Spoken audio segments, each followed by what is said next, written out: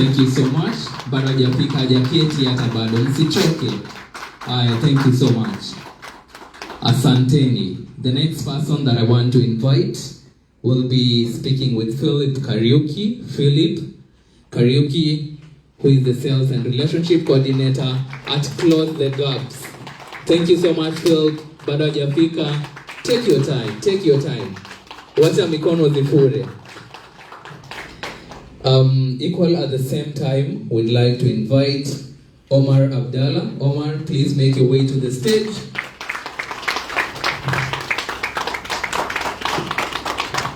Bado Omar hajafika jamani. Hajafika bado. Yeah, thank you so much. Thank you so much for that.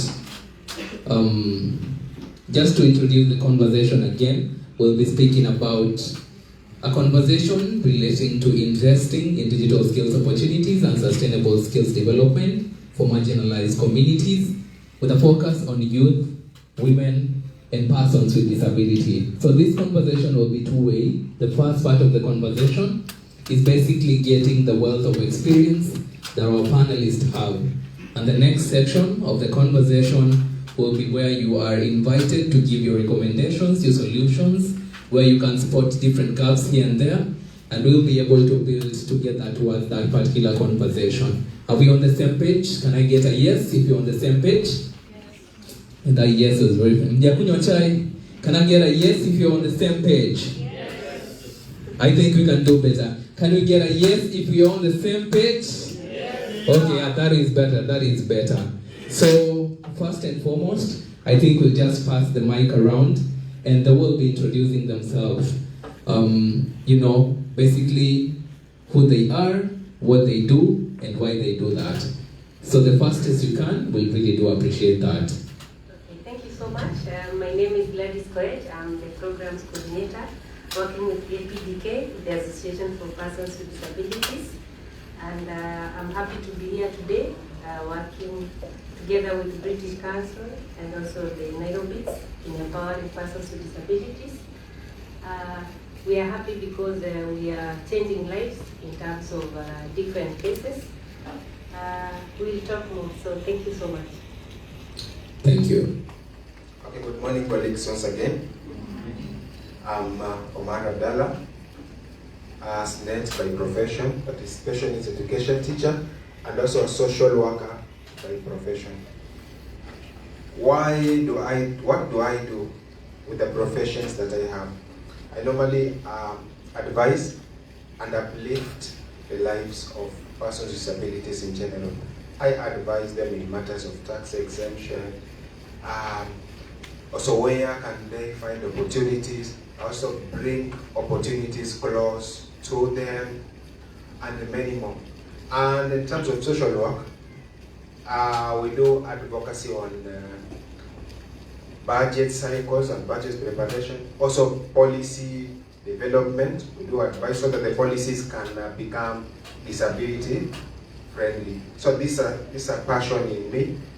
I do it on voluntary basis.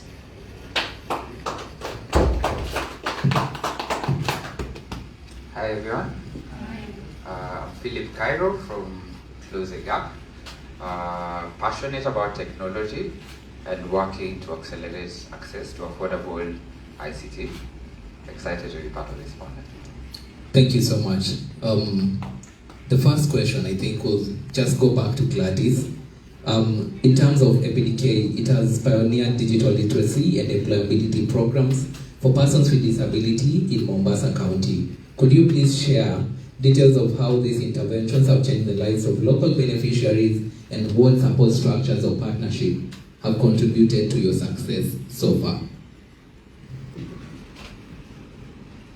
Okay, thank you so much. APDK has participated in training 600 persons with disabilities, which include youth and women with disabilities, which has really changed life in terms of accessing the digital platforms. Like, for example, persons with disabilities have been able to access the e-citizen platforms in terms of making sure that they register, in terms of getting the access to certificates, which is changing life in terms of now getting to opportunities, accessing for the therapy services like the programs, children with disabilities are accessing the therapy programs, which is a subsidy program in partnership with National Council for Persons with Disabilities.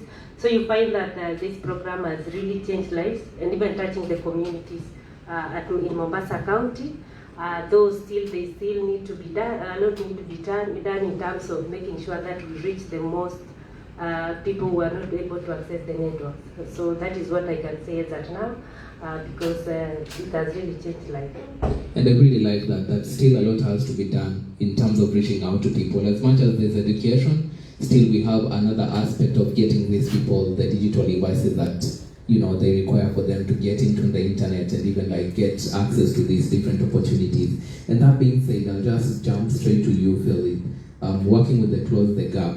Basically, the circular economy in Mombasa refurbished and distributes affordable devices. This is from your organization. How has this initiative improved access to quality ICT empowerment, or rather ICT equipment for youth, girls, women, and persons with disability in Mombasa? And can you also share examples of the social and economic impact you have observed so far? Thank you. So basically ICT hardware is a tool that's needed for us to access the digital skills. So by providing affordable ICT, we're able to basically help you use the scarce resources you have. So this is, let's say, financial resources. So rather than having to incur heavy financial costs to get ICT devices, giving you an affordable option allows you to then sort of restructure your budget towards other important things. So one example I can give you, for example, we did a project at Shimolatel Coastal Institution. Children under conflict with the law were able to get an ICT classroom and learn some ICT skills. This helps them reintegrate with the community once they're out there. They're able to be self-employed later on and also make something meaningful of themselves. So I say ICT is a tool that can be used for positive change, and we try to provide it to as many youth and marginalized groups as possible. Thank you so much for that. What is also equally important in the work that you do, bridging the gap between, accessing quality devices and ensuring that these people in the community, they can get this so they can use, a big chunk of their money to do other things. And equally, a good job being done in reintegrating the people into the community. If you can just jump also equally to Mr. Omar. Exactly. I think the society plays a critical, role when it comes to empowering people. Do you feel like, in terms of persons with disability, what are some of the key areas that we can look into to empower these young people and equally adults as well? Okay, thank you. First of all, before I start answering the questions, may I commend the efforts that have been done by all the stakeholders, including the funders or the donors and implementing partners. On top of, first of all, let me then rate whatever we have gained as, for persons with disabilities, it was beyond expectations.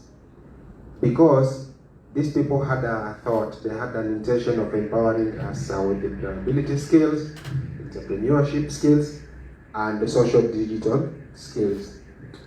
But the knowledge that these trainers have impacted onto us have made us creative. We've embraced creativity. The same knowledge that you are given, we used it to do other things. We have used it in professionalism. We have used it in activities of daily life. And we have also used the same activities in socializing. So when I get another chance, I will explain. So the question was asked was, what are some of the inputs that I'm supposed to do into this program? So it's very useful, but it's only located in these major towns. In fact, in cities, not even in towns. It's in Nakuru, Mombasa, and Nairobi. I've always been complaining about this in our social media handles and our social media platforms like WhatsApp. They enroll a program in Nairobi. I kept on complaining. Why are all the programs into Nairobi? Why can't they send them to other areas so that all the Kenyan persons with disabilities, youth, and women can benefit from the same? There also a large population in mashinani there, the grassroots, who require this knowledge. But unfortunately, they cannot easily access it. So I urge Mr. Phillip, pia ulete hii program yako for giving the devices mpaka mashinani huko. Also urge Nairobi and the donor also to bring down this program to the interiors there. Thank you so much for that. Very wonderful. Speaking about, cascading the same information, cascading the same programs into mashinani huko ndani kabisa, I think we have equally recorded that. Back to you, Gladys. When you speak about digital training, or rather digital skills training for persons with disability, often face very unique challenges, ranging from accessibility, and assistive technology to social stigma at the same time, and language barriers, even, something that people might not be able to see or rather foresee. What are some of the most significant obstacles APDK has encountered on the ground in Mombasa, and how are you working to overcome them? Okay, thank you. APDK has really worked in terms of looking at accessibility to all, but there are major challenges that we have encountered, like now persons with severe disabilities using the platforms, and even using the adaptive technologies like people with visual impairments. That's a major challenge which also we need to consider when also now bringing in all people in terms of making sure that they access the digital platforms. So APDK is really looking for partners in order to support and also capacitate even the CLTs to come and try to make the platforms to be accessible to all. Like for example, one of our participants mentioned that there are people with disabilities like visual impairment. It is very difficult even for them to access, and the CLTs need to be capacitated. So those are the challenges that APDK has encountered. And even though we have a well-established hub, so we need to make sure that it is accessible to all. Thank you so much for that. And still speaking about challenges, Mr. Phillip, on your side, really sure that you do a lot of innovation and probably like try and see how you can be able to take the machines and distribute them, but in a very affordable manner. What are some of the challenges that you equally face, and some of the innovative ways that you've been able to come up with to counter that? So despite us providing an affordable solution, we find that it's still not as affordable to everyone. So there's areas where they still can't afford even the low-cost devices. So that's one of the challenges. We try and work with partners or donor partners. We are currently trying to work with banks to also provide some sort of financing plans. Other people, we're seeing the buy now, pay later model working well for a lot of the Kenyans. Another way we are trying to innovate towards it is a project we have called the Digital Project. I don't know if you've heard of it. So basically, we transform a 40-foot container into a state-of-the-art classroom. You have computers, you have an interactive screen, and then you have a trainer. So this then is able to go around marginalized areas, mashinani we're talking about. So be able to set up, say, in a locality for about a month's time. We are able to train people on, say, maintenance skills, and then after that period, you can move on to another area. So there's multiple ways we're trying to innovate towards areas that don't have the basic access to internet or electricity. But this can only work, of course, with the help of different partners. Thank you so much. To Mr. Omar, still speaking about challenges here, I'd like to take a just different approach and ask you, what are some of the recommendations, or rather innovative ways that you think stakeholders who are in this particular forum can be able to chip in and assist persons with disability to be precise in accessing, these digital devices. Okay. And as I spoke before, I said we are using this technology in our daily life activities, daily living activities. So for example, somebody who is totally visually impaired, he can live almost close to a normal life by using using IT or AI. Let me give an example. There are softwares which you can download in our phones, but they are somehow expensive to download. You pay for them, which can even detect, they can tell you what you are wearing. So somebody who is VI stand in front of his or her phone, and they are commanded, the phone will be able to, the app will be able to tell him you are wearing a green skirt and a white shirt and black shoes. So in terms of preparation, he can prepare him or herself without the help of anybody, only with the help of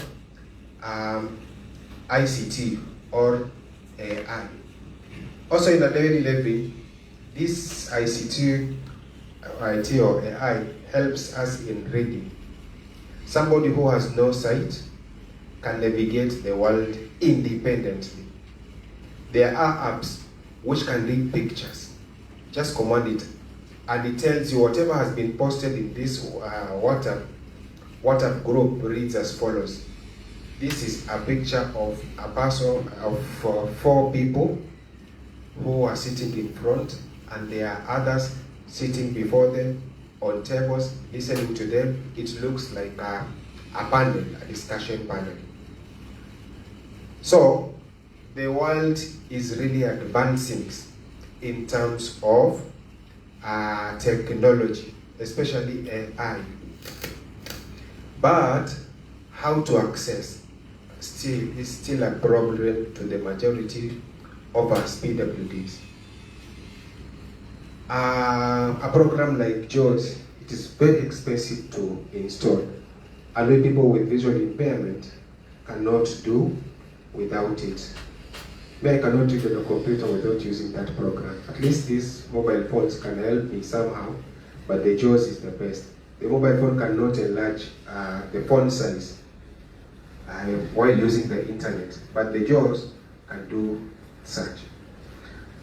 So these programs are there, and they are very helpful to us, as I said earlier, beyond expectation, because whatever this instruction has instilled into us, we have added some creativity in it.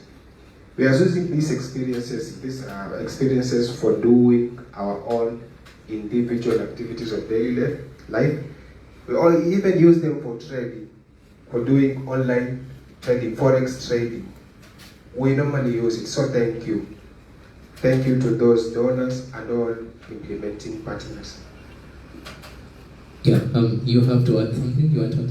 Yeah, Okay. To add on, another challenge that we have encountered is that you find that majority of the persons with disabilities undergo stigma and no expectation on the platforms because of what they are going through in the community.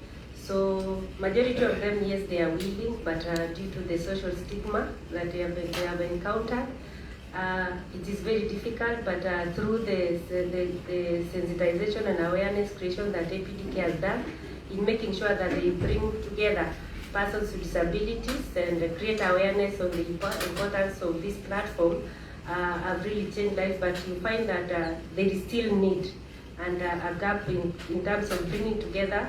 When people come together, they can be able to share experience and share the opportunities that are got for them. For example, like you find that the people who have benefited from the program can be able to showcase their advantages. But you find that there are those who are in the extremities, like the far end, who cannot be able to access the hubs. So we need to look for partners and support on awareness creation and the importance of digital platforms, which we need even the county government to come across and come and support creation of the awareness, which we are looking forward reaching more people in the community so that they can be able to benefit from the platform. Thank you. Thank you so much. And I think we'll just pause it at that for this particular panel. And I'd like to welcome, probably questions. If you want to direct it to any specific person, we'll equally appreciate that as well. Seth, if you can kindly assist me, Seth, with the mic. You can just get the other mic. I think we have a question here.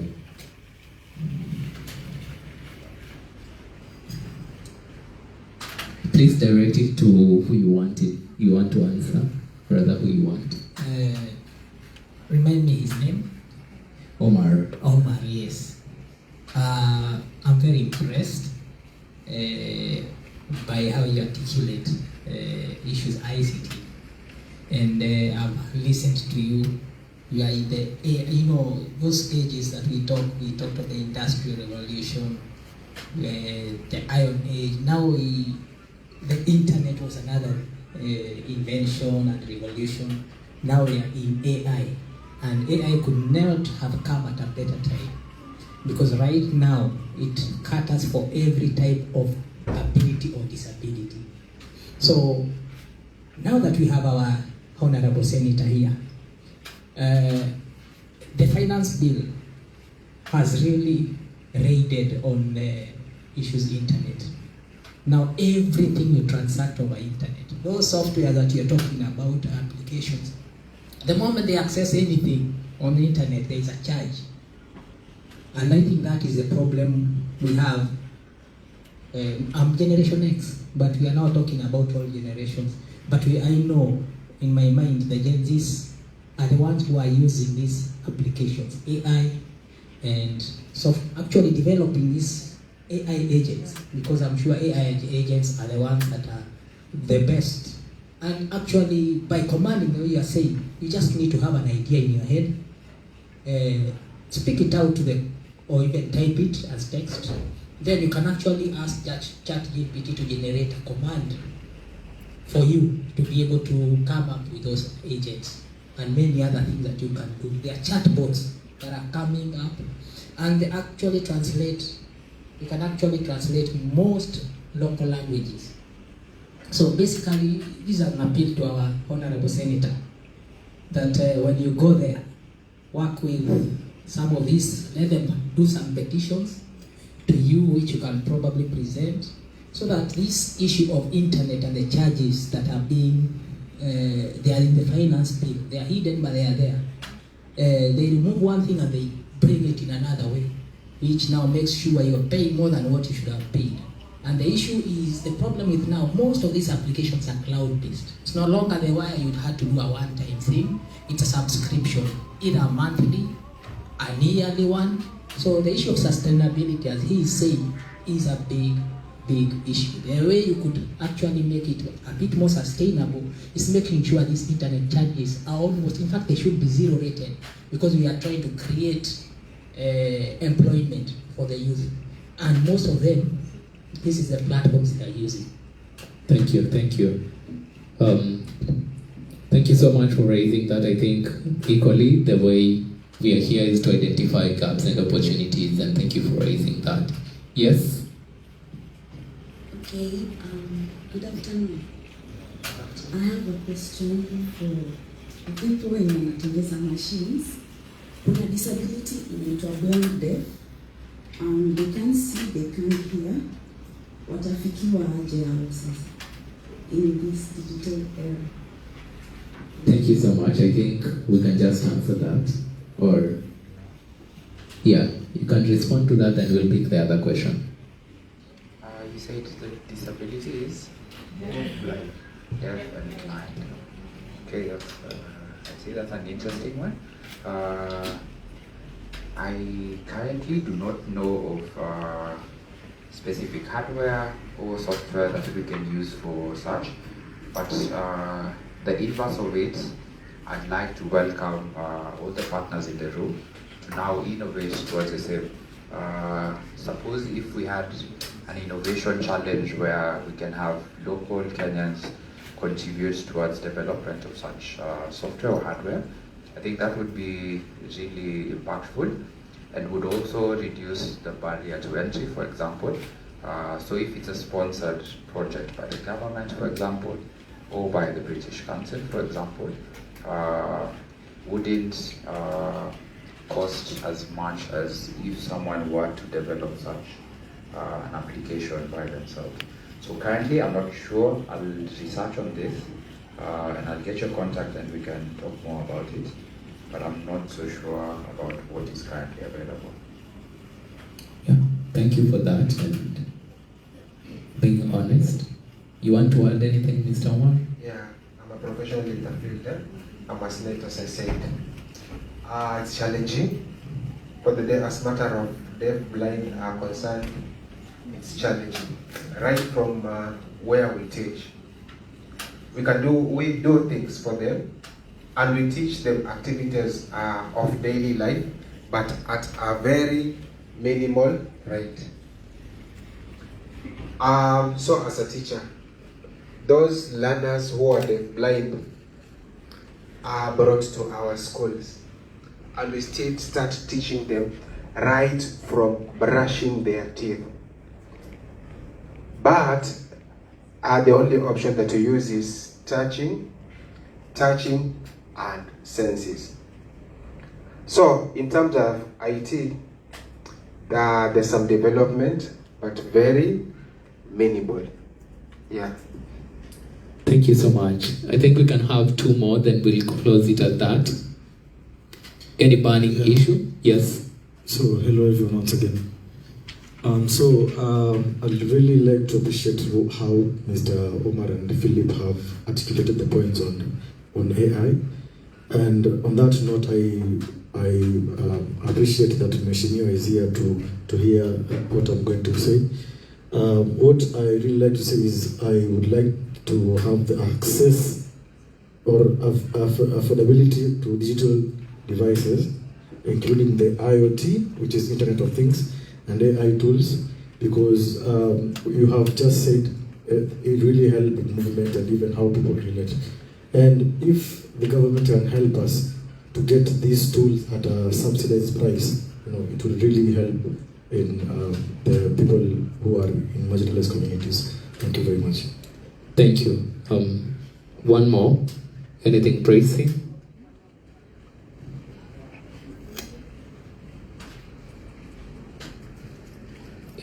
Okay. Okay, thank you, our panelists.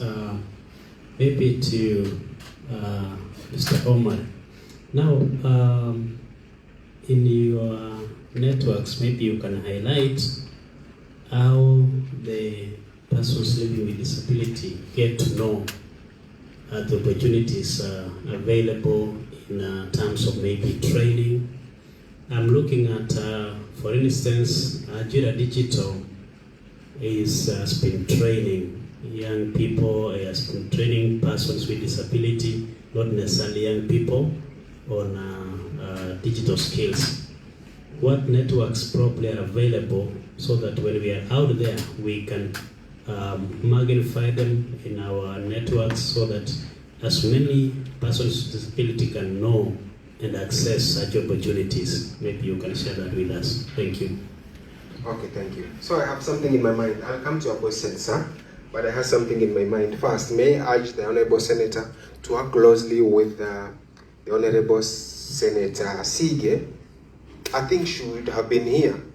She's in the front line when it comes to advocating for all matters of persons with disabilities. In the past, we had Mr. Maura, but he moved to the State House, and other representatives. But now we have Senator Sige, who is very instrumental. So what I'd like to recommend as a report to be taken to the Senate is the county governments handle the ECD section of education and the VCT, that is Vocational Training Center, sector of education. I'm remembering a problem that we have. We have a big problem when it comes to learners with special needs. I can challenge the county government workers here. I want to ask them, in those nursery schools or those ECD centers, how many teachers do they have who can speak sign language employed by the counties? How many teachers or instructors who can read and who can do braille work? Because our colleagues are blind. They also need to go to the VTCs like their peer colleagues. But sometimes it becomes difficult. You see, I normally find opportunities, then I bring them close to persons with disabilities. These NGOs, these Nairobis and whoever, they have many opportunities for people with disabilities. So when I tap them, I normally refer the persons with disabilities to those programs. But when I refer them, they tell me, niende nikasomea, mimi ni blind, mimi ni deaf, nitaenda somea VTC ipi ambayo walimu wanajua braille. So it becomes a barrier. So in the Senate there, you are the oversight, the senators are the oversight, kindly propose such mechanism. And if it is funding, do some plans to avail funding to those people, to those counties, so that they can integrate such programs in our VTCs, especially modified materials equipment to teach the persons with disabilities. Sijui kama katika hizi VTC zetu, I've visited some of them, and also I'm also a board member in some of the VCTs. Na tunaona ya VCTs wote, those board members wa Kenya nzima. But it's very unfortunate that these VTCs are not in such a way that they can accommodate persons with disabilities. Now may I come to your question, sir? The question has been asked at a very right time. And I still refer back to AI and also to ICT. It has made it very easy for us to get opportunities, also to spread them to our fellow PWDs. We have many WhatsApp groups for persons with disabilities, stakeholders of persons with disabilities, and those interested partners. These Nairobis, I knew Nairobis through the WhatsApp group. So there was an advert for Nairobi, then I chipped it and I said, why don't you bring it to Mombasa and other cities? So I got to know Martin through these WhatsApp platforms. So we have WhatsApp platforms, we have Facebook, we have Twitter, we have Instagram. Those are the platforms through where we spread this word. Also we use the local administrators. We have a very strong administrative boss in Mombasa. He's called Mr. Ahmed. He's a very instrumental person. He's a person with albinism. And he's the director, he's the deputy director, sub-county administration. All the sub-county and sub-county administrators and ward administrators report to him. So we use these networks and also we use these social media platforms. Thank you. Thank you so much for that. I think we equally agree that we don't have plenty of time and this conversation cannot simply end here. I will please invite you during lunchtime. Again, that just it should be very quick, straight to the point. Seth? Good afternoon. Afternoon. I'm from Kiswahili Vocational Training Center. I'm Mr. Ambrose, and I just want to make a comment from Mr. Omar that Kisauni, we are advocating for inclusivity, and like the just concluded SIDP participation training, we had the disabilities like for the sign language, and we have sign language interpreters there who normally do the interpretation. Yeah. So, thank you so much. I think you can take the conversation, Mr. Omar, So in terms of referring people, you can't be able to do that. Okay, I'll be referring to, I know only some, so that's a college that I've known. Whenever I get learners with visual impairment, God willing, I'll be referring them to your place. Thank you so much. I think we'll just start there. In the next 30 seconds, Mr. Omar, you can give your parting shot. 13 seconds, kindly. Okay. I still repeat, as a social worker, I insist on sustainability. These programs are here with us, but they are not here to stay. If we become over-reliant to these partners, we will reach at the point of donor fatigue. Donor fatigue. In social work, we have a stage that we call donor fatigue. So the goodies that they have brought to us, let us use them continuously. Let us use them sustainably. This is just a stepping stone and a foundation they have laid to us. Let us formulate policies, and in those policies, we instill the IT segment in our policies, so that in every VTC we can have enough funding, we can have enough material, we can have enough personnel, and everything that is required, so that when these people go, we remain with the skills and we keep on transferring the skills to generations after generations for future sustainability. Thank you. Thank you so much. Over to you, Mr. Phillip. Thank you. So yeah, for me, it's to stress on access for affordable ICT. We're working really hard to try and provide affordable ICT. We need to improve our access to the same material. So I urge all partners who perhaps have enforced an ICT policy where every few years you change your devices. If we can have access to the used devices, we can then refurbish them for use by such marginalized people. Another thing that's stressed on is ICT is only a tool that can be used for positive change, but we are not able to do the whole thing alone.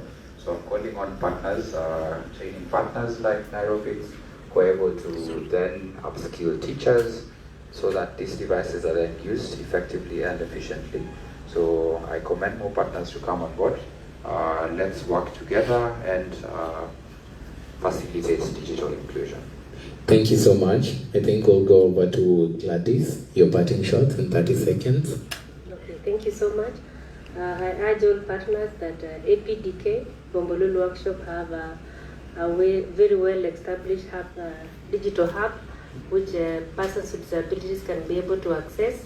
It has free Wi-Fi, very accessible, and we are looking forward to upgrade in making sure that it is accessible to all, and also partnering with the county government in making sure that it is very adaptive, in making sure that even people with severe and different disabilities are able to access. So kindly visit Bombolulu Workshop, APDK, so that you can be able to see the hub and refer persons with disabilities and also the vulnerable and the marginalized to come and visit and access the digital hub.